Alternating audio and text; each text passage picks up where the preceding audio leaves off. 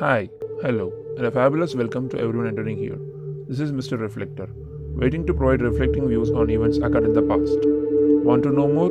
Please consider subscribing by hitting the big fat red subscribe button below, and also don't forget to click the bell icon to get instant notifications whenever I post an awesome new video.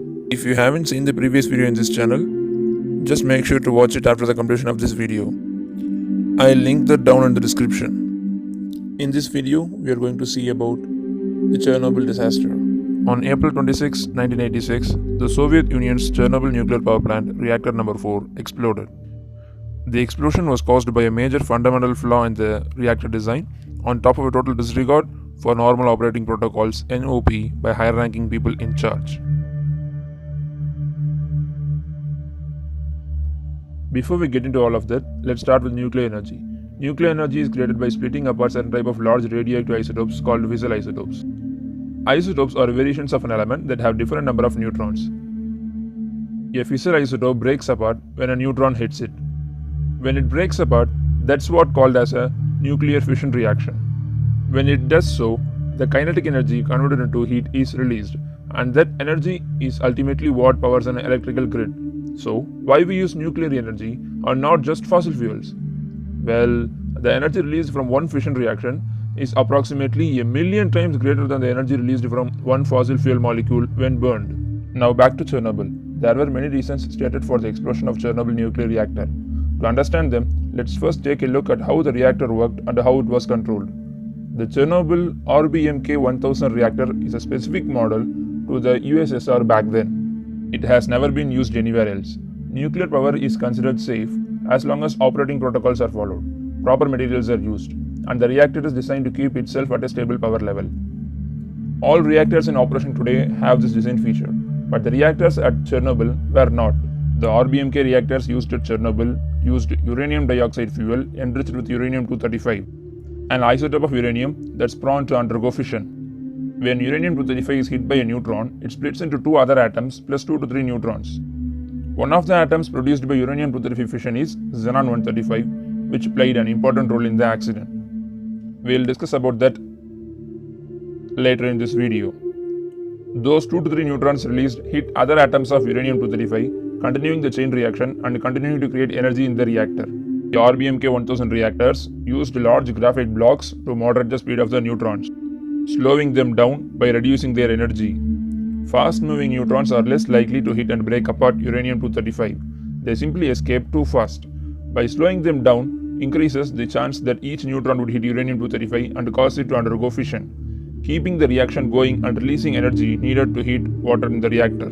The whole point of uranium-235 fission is to create enough energy to boil water in the reactor into steam. That steam is what spins the turbine that drives the electricity generators to power the electrical grid. Okay, now we have a good idea of how we can keep reactor running and generating energy. But what about if we want to slow down or even stop it? Well, the general way to slow down a reactor is to have fewer neutrons hitting and splitting apart uranium-235, and the way to do that is by using neutron absorbers. In addition to being used to create steam, water was also used in the reactor to act as a neutron absorber. Every element absorbs neutron to some degree, even the hydrogen and the oxygen and water. While hydrogen and oxygen atoms aren't likely to absorb neutrons so effectively, the water acts as a good absorber. If that water disappears from the reactor, it would reduce the neutron balance. Another absorber is xenon-135, the uranium-235 fission product which we came across earlier. Xenon-135 is a very good absorber, one of the best of all isotopes. It can completely stop a nuclear chain reaction. And finally, boron carbide control rods. Boron carbide absorbs neutrons extremely well, slowing down the nuclear chain reaction. The RBMK-1000 reactor had over 200 of boron carbide control rods, and they were moved in and out to decrease and increase the rate of fission. All of these things work together to keep fission reaction going while still keeping it under control. Let's just move towards physics to know why Chernobyl's reactor was so different from the ones in operation today. Today's nuclear reactors are designed to have negative void coefficient, which might sound very complicated, but here's the basic thing to understand easily. It is a negative feedback loop. If the water in the reactor starts to run low, the reactor power drops so that it doesn't get out of control. That was not the case with Chernobyl. To cut costs, the RBMK reactors were the only commercial reactors in the world designed with a positive void coefficient, which is a positive feedback loop. This caused more water to boil, more steam to form, and the cycle to continue. Okay, I'll admit that there are a lot of things going on here, but I am about to bring them all together. What exactly happened at the night of April 26, 1986? Well, the actual story of that night was they were doing a safety test on Chernobyl's nuclear reactor number 4. They wanted to see if in the event of loss of power to the reactor, it could keep its own safety system running until the backup generator kicks in. That safety test was, as you would imagine, never completed. The safety test required that the nuclear reactor's power to be turned down, and it was by lowering the control rods. But it was turned down below what normal operating protocols allowed. Turning it down so low was an issue because Xenon 135 was still being created and absorbing neutrons. You don't want too much of it because it can keep the power too low. And that's what happened on the night of April 26, 1986. That night, the power was too low, and they knew it. But because of all the xenon built up, they were in a blind situation. The only way to raise the power was to remove control rods, which are there to absorb neutrons and keep uranium-235 fission from happening too often. Under orders from shift supervisor and deputy chief engineer Anatoly Dyatlov, the operators made a disastrous mistake of removing all but over 200 control rods by violating the safety procedures.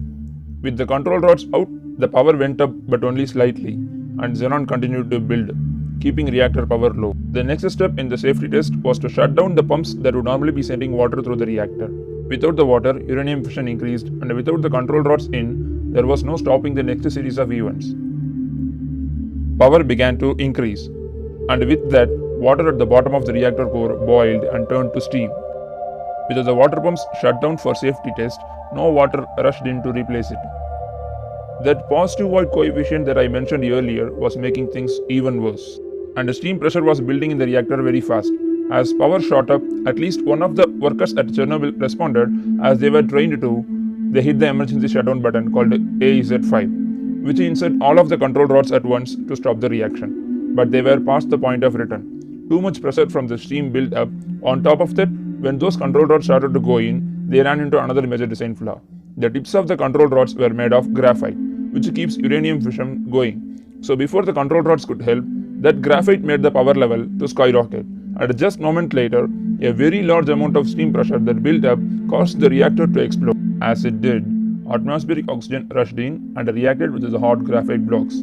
Graphite was now the fuel in a combustion reaction, causing a second fiery explosion. The damage of the immediate explosion was minor compared to what was to come next.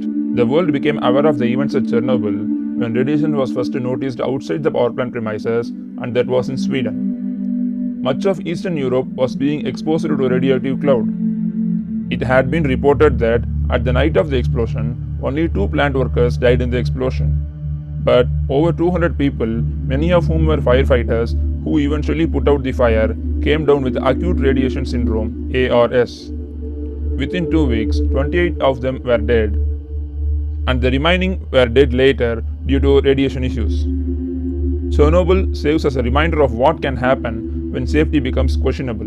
In the words of the late Dr. Valery Legasov, a Soviet inorganic chemist and the chief of commission investigating the Chernobyl disaster, I advocate that respect for human engineering and sound man-machine interaction. This is a lesson that Chernobyl taught us. The ruins of the Chernobyl nuclear reactor number 4 now sit under a metal shell, also called as new safe confinement.